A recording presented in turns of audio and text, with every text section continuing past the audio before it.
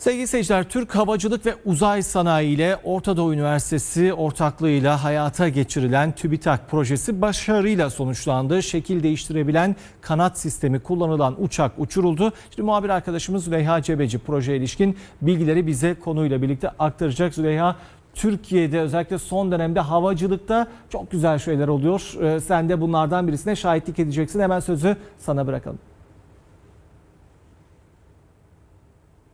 Evet, Cengizhan Cevahiroğlu, bahsettiğimiz bu uçak kanatları sayesinde daha az yakıt kullanılacak, doğa daha az kirlenecek ve dolayısıyla daha ekonomik bir uçuş gerçekleştirilecek diyebiliriz. Orta Doğu Teknik Üniversitesi Havacılık ve Uzay bölümünce böyle bir proje gerçekleştirildi. Türkiye'de ilk kez şekil değiştirebilen uçak kanatları tasarlandı. Hemen projenin yürütücüsüne döneceğim. Yayın konuğumuz Profesör Doktor Yavuz Yaman hocam.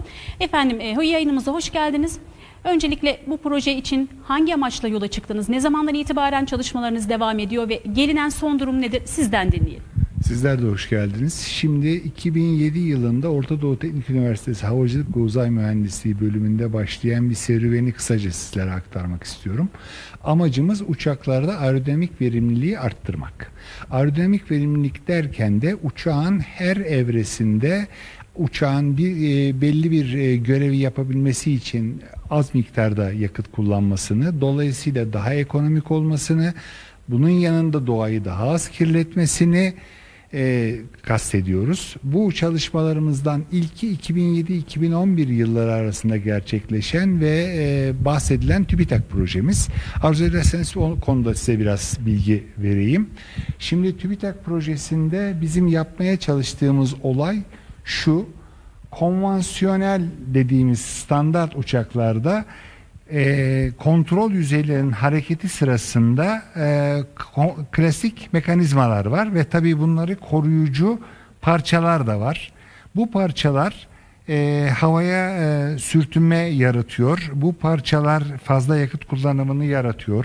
Kanatların araları açıldığı zaman parçalarda gereksiz iniş ve kalkışta sesler yaratılıyor. Halbuki bizim önerdiğimiz ve burada uçağın aileron dediğimiz dış kontrol yüzeyi ve flap dediğimiz iç kontrol yüzeyine uyguladığımız yaklaşım şu: biz bunları hareket ettiren mekanizmaları içeriye doğru koyuyoruz. Dolayısıyla kanadın hem üst kısmında hem de alt kısmında düz bir parça var. Düz bir parça olması demek sürtünmenin olmaması demek.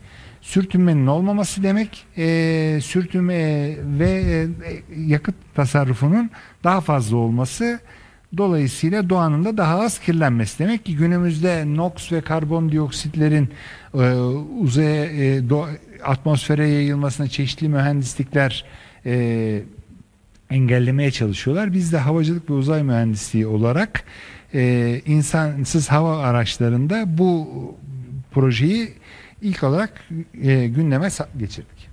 Teşekkür ediyorum aktardıklarınız için. Evet, Cengizhan Cevahiroğlu, Orta Doğu Teknik Üniversitesi Havacılık ve Uzay Mühendisliğince Türkiye'de ilk kez şekil değiştirebilen uçak kanatları tasarlandı. Bu projenin amacı da şu: uçaklar havada performans sergilerken verimliliği daha fazla artırmak diyelim. Sözü tekrar size bırakalım.